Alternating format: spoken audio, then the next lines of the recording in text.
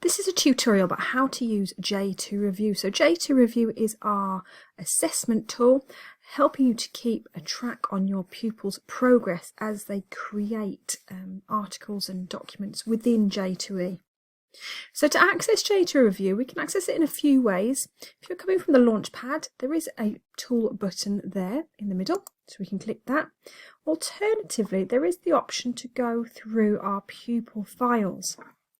And that's what I'm going to do.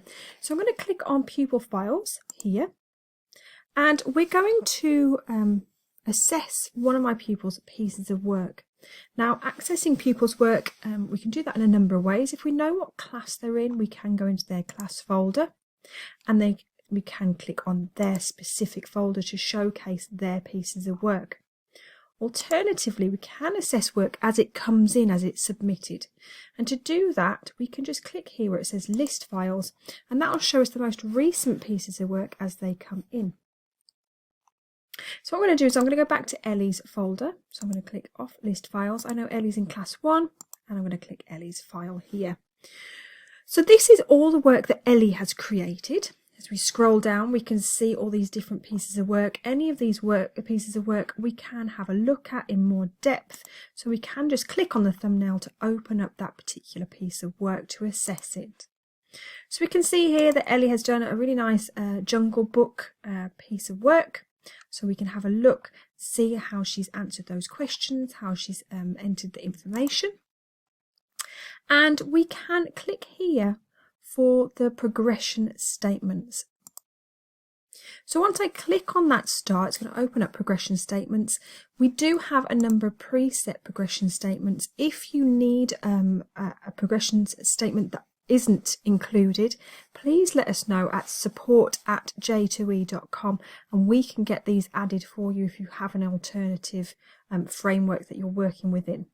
I'm going to stick with Rising Stars for now, and this was a writing piece of homework, and we're going to say that Ellie was in year 4. And of course, I'm just going to click these statements here, but you would take a little bit more time. So I might say, right, well, Ellie is showing that she is working towards that particular statement. She's met that statement, and it looks as though she is working towards that statement. And that's all we have to do. We don't need to save anything. All we have to do is just X out of there, and you can see those targets have been saved there. Now, other things we can do within J2review, we do have the option to add in external pieces of work by clicking on this button up here. So we would use that maybe if you have a piece of work that a pupil has created somewhere else, not within J2E, they can upload this themselves.